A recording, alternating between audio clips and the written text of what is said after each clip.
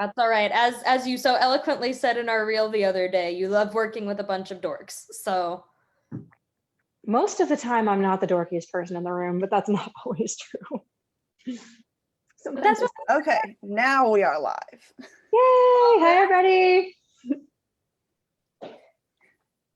Hi, everyone. So today's topic is Networking event tips. Online, virtual. I know it's been like a year plus since anyone's gone to a lot of those, and I think we could all use a little brushing up on some tips. Yeah, I'm not gonna lie, I'm already a little nervous about just the concept. You've mentioned it and like I just instantly. yeah. I mean, I think something that can be comforting though is that over the course of the last year and a half, I don't think anyone is at the same level of social skills game that they were in, say, late 2019. It's really normal to have kind of gotten a little rusty on some of those skills. And for the most part, especially if you're transparent about it, like, hey, how do we handshake again? You know, kind of like joke about it. Most people are kind of going to be able to relate to that and be like, oh yeah, I know, craziness, right? I can't believe like, oh, I can actually like high five you. You're right in front of me. And yeah. I probably still won't be doing that. Yeah, but Point at the high five I'll miss. Point being, you're not the only one feeling a little bit awkward. Yeah, the awk is real.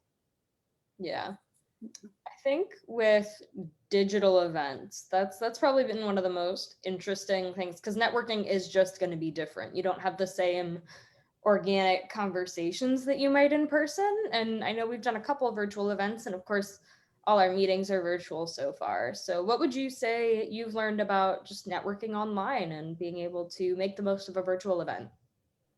I think it's more about the whole group conversation rather than like when you're at in-person networking events, you're like mingling between everyone because you can't really have separate conversations in one Zoom. No one would hear each other. Yeah. So I think it's just kind of about more like engaging the group conversation. So the mute button is your friend. Yeah. Leah said the mute button is your friend.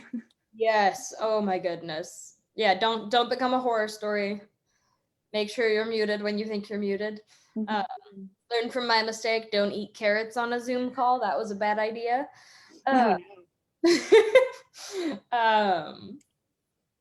Yeah, staying on top of that. So it kind of sounds like the main message with virtual networking is kind of go broad instead of deep. Like you're not going to be able to make a lot of individual connections. So just try and make sure you engage equally with people and share a lot of your personality and make an impression on everyone. And then you can go for depth later in LinkedIn DMs or in individual virtual coffee chats and things like that. Yeah. I feel like it's like, think like first day of school in like elementary, middle school, when you just had to stand up and say like a couple interesting things about you and everyone had to do that.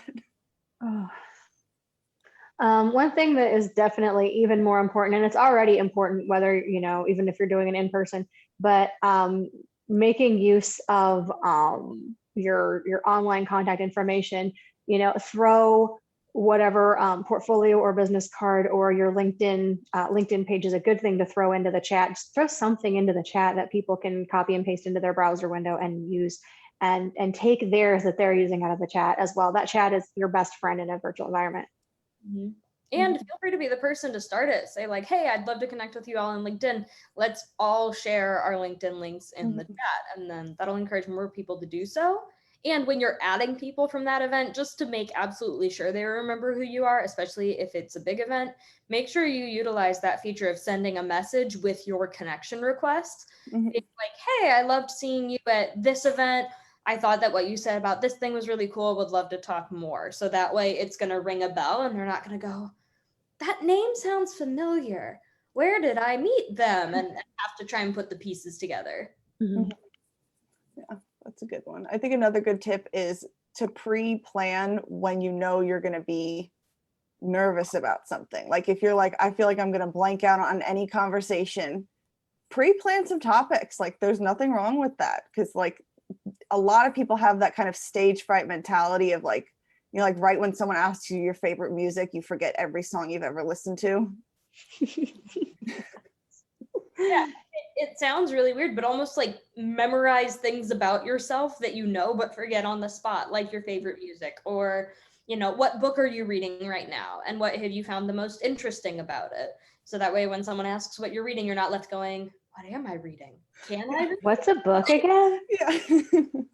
You know what you're talking about, and have a few of those interesting things that are very, very low stakes and really fun and easy to share, that it would be pretty easy to use to kind of redirect the conversation if you start feeling lost.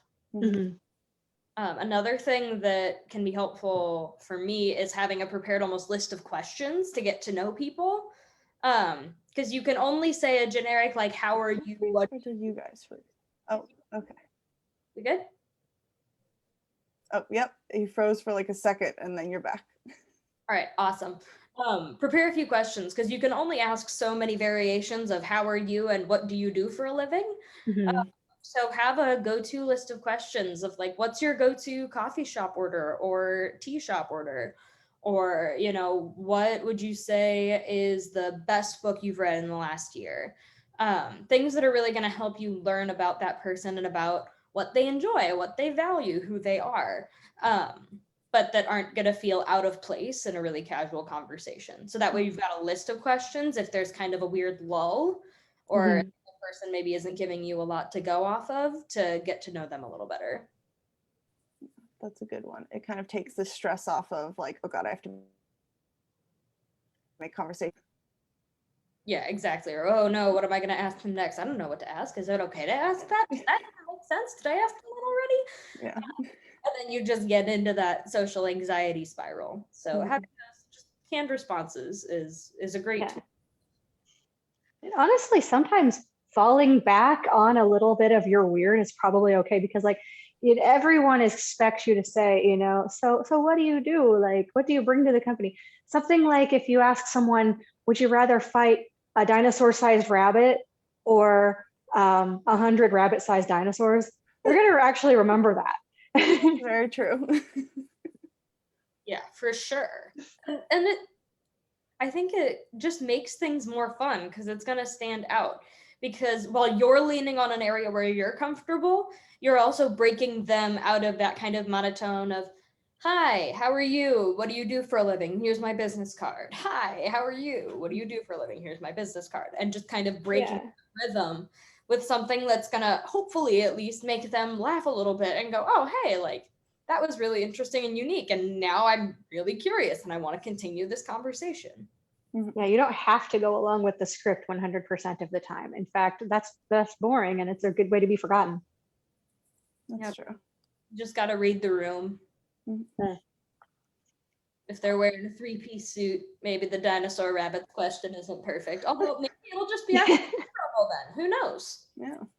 Yeah, I don't know. I like that. I this isn't Mhm. even a networking event, and I don't think I'm ever gonna forget that question. Mhm. You're welcome. Great tip from Leah. I think it was originally duck size and not rabbit size, but whatever. I know I heard it somewhere and I kept it. I mean, similar sizes. Yeah. Right. As long as it's not a goose size. Oh, no. I immediately opt out if there's goose involved. Geese are ridiculous. So I was driving on this like 5-lane of traffic road. There's, 2 lanes going each way and then just a permanent turn lane down the middle. And a literal like goose chain, wing to wing geese had stopped 3 lanes of traffic Nice. on that road. Like it was getting backed up. It was rush hour. It was terrible. But everyone's just kind of sitting there like waiting for the geese to move. And then they didn't move and they started sitting down. I managed to get into one of the lanes that wasn't blocked. But yeah, no, geese are just, what other wild animal? It's like, you know what would be fun today? I'm just going to stop 3 lanes of traffic with my friends. Yeah. I'll just do that. Segue. Much like a goose, though, I've got a point with this. Networking events are not actually that scary. The only way that it gets scary is if you do something real stupid. Same with a goose. There you go. Yeah, let the geese eat their food, swim in their lake, fly across. Stay away from their babies. You go too close. I know this because we actually had a goose nest in my backyard when I was like a little kid, and one of my like yard toys had gotten kind of close to the nest, and I tried to retrieve it, and No. Mama Goose was not happy with me that day. It was a little scary. Everyone kept all of their eyes though, so I'm assuming it went okay.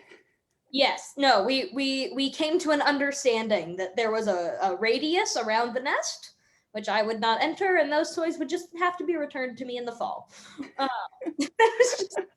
was the end of it. All But yeah, about learning the rules. it really is kind of the same way where in a networking event, unless you do something really incredibly offensive, it's not going to be a major thing. If you're just a little awkward, it's not the end of the world. And recovery matters. So if you notice like, hey, you misstepped, you made it awkward, you maybe crossed a line, be willing to say, hey, I feel like that made things weird. Sorry, can we try that again? Yeah. And you may or may not get that chance, but at least by acknowledging it, you're not leaving them going, did they like not realize that got really awkwardly quiet for a minute there? So acknowledging it can be really powerful, I think. Or I take feel the like- Jenny Lawson approach. yeah. Just go to the bathroom and stay there till it's over. Yeah, I feel like again, like in this day and age, after the really, really, really strange year that we have all just had, people are gonna probably be okay with that, and they're probably gonna be, yeah, I did the same thing 5 minutes ago. It's fine. Nobody remembers how to talk anymore. Yep. But yeah, like the three big ones: don't poke the goose. If there's a goose at a networking event, I don't really know what to think.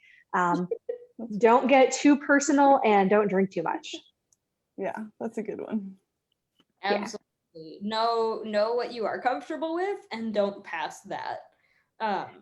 It's really easy to do that, to try to not be quite so nervous, but you can't actually dance, and it's a bad idea to try at a networking event. That is very I'm not true. speaking from experience or anything, I promise.